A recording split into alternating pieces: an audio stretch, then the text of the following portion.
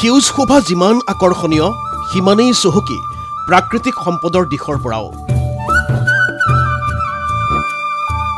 বন মাফিয়াৰ কবলত পৰি ধ্বংসৰ দিশে গতি লোৱা অৱস্থাৰ পৰা পুনৰ থন ধৰি উঠা এক বনাঞ্চল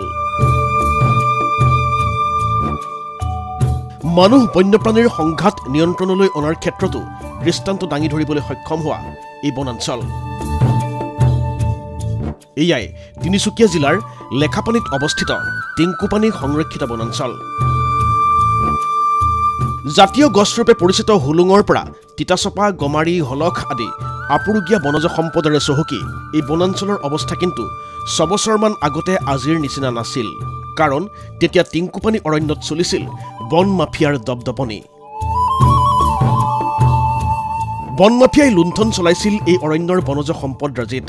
পিছে তেনে এক পৰিস্থিতিৰ পৰা টিংকুপানীয়ে আজিৰ এই সুসমৃদ্ধ ৰূপ লোৱাৰ মূলতে স্থানীয় লোকসকলে কৃতজ্ঞতাৰে উল্লেখ কৰে দুজন বিশেষ বন বিষয়াৰ নাম তেওঁলোক ক্ৰমে ডিগবৈ বন সংমণ্ডলৰ ডিএফঅ ৰঞ্জিত ৰাম আৰু জাগুন বনাঞ্চলিক বিষয়াৰ কাৰ্যালয়ৰ ভাৰপ্ৰাপ্ত বিষয়া প্ৰমোদ ফুকনৰ মুখেৰেই শুনক সেই কাহিনী ধ্বংসৰ গৰাহৰ পৰা কিদৰে থন ধৰি উঠিল টিংকুপানীয়ে দুষ্কৃতিকাৰীয়ে আমাৰ কাঠ কয়লা এইখিনি গোটেইখিনি খানি গোটেই ৰিজাৰ্ভখন ধ্বংস কৰি দিছিল টিংকুপানী ৰঞ্জিত ৰাম ডিএফঅ ছাৰ যেতিয়া আমাৰ আহিল তেখেতে আমাক এইদৰে আমাক সাজেশ্যন দিলে যে ৰাতিও যাব লাগিব দিনতো যাব লাগিব ৰাতিয়ে দিনে আমি ইয়াত ডিউটি কৰিবলৈ ধৰিলোঁ তেতিয়াৰ পৰা আমাৰ এতিয়া কোনো গছৰ ডাল বা কয়লা এতিয়া কাটিব পৰা কোনো হেৰি নাই এতিয়া আমাৰ হেউজ হৈ বনানীকৰণখন উঠিছে এতিয়া বনাঞ্চলখনক পূৰ্বৰ অৱস্থালৈ লৈ যোৱাৰ উদ্দেশ্যে আশাসুধীয়া প্ৰচেষ্টা অব্যাহত ৰৈছে বন বিভাগৰ চলিছে ব্যাপক বনানীকৰণ যোৱা বছৰ আমি যিটো প্লেনশ্যন কৰিছোঁ ৭০ হেক্টৰমান এই বছৰ আমি ৭০ হেক্টৰমান আমি কেনৰ বেটৰো আমি প্লেনশ্যন কৰিছোঁ তাৰপিছতে এতিয়া আকৌ আমি ১৬০ হেক্টৰৰ কাৰণে আমি পলিপথ ভৰাই আছোঁ এইখিনিতে উল্লেখযোগ্য যে টিংকুপানীৰ অভ্যন্তৰত আছে তেল কয়লা আৰু নিমখৰ উৎস তিনিটাকৈ নিমখৰ পুং আছে এই অৰণ্যত আছে হাতী বাঘ আদি বন্যপ্ৰাণী ঋতু অনুসৰি বছৰৰ সকলো সময় স্থানীয় আৰু পৰিভ্ৰমী চৰাইৰ কলৰবেৰে সৰব হৈ ৰয় টিংকুপানী সংৰক্ষিত বনাঞ্চল পহু চৰাই চিৰিকটি আৰু আমাৰ বাঘ এইদৰে সব জীৱ জন্তুৱে আমাৰ ইয়াত আছে হাইঠা চৰাইলৈকে আছে আমাৰ ওপৰত গছত পৰি আছে কিন্তু বন বিষয়া কেইগৰাকীৰ নেতৃত্বত টিংকুপানীক সেউজ সমৃদ্ধ কৰি তোলাৰ এই প্ৰয়াসৰ মাজতো বন মাফিয়াৰ লোভিয়া চকুৰ পৰা এই বনাঞ্চলে এতিয়াও পৰিত্ৰাণ পোৱা নাই তাৰ মূলতে হৈছে টিংকুপানীৰ গভীৰত কয়লাৰ অৱস্থিতি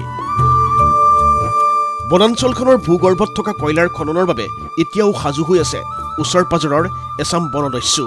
ফলত দুচিন্তা বাঢ়িছে বন বিভাগৰ ইয়াত যদি কিবা এটা হৈ যায় ধৰক এই ৰিজাৰ্ভখন যদি এটা টাইমত আগৰ নিচিনা যদি ধ্বংস হৈ যায় গোটেই জীৱ জন্তুবিলাক আমাৰ গাঁৱৰ ৰাইজৰ তালে জাগুনৰ গোটেই মানুহবিলাকক অসুবিধা দিব দুহৰাৰ প্ৰয়োজন নাই যে এই বনাঞ্চলত কয়লাৰ খনন আৰম্ভ হলে এফালে যিদৰে প্ৰাকৃতিক ভাৰসাম্যতাৰ প্ৰতি বিপদ অনিবাৰ্য আনফালে বাসস্থান হেৰুৱাই বন্যপ্ৰাণীবোৰো ওলাই আহিব জনবসতিৰ ফালে ফলত সৃষ্টি হ'ব মানুহ বন্যপ্ৰাণীৰ সংঘাতো তেনেস্থলত টিংকুপানীৰ দাঁতি কাষৰীয়া ৰাইজ হৈ পৰিছে চিন্তিত উদ্বিগ্ন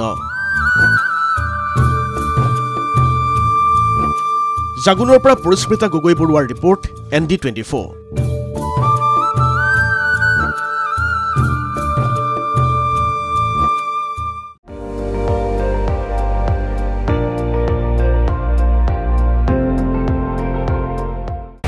আপুনি চাই আছে ND24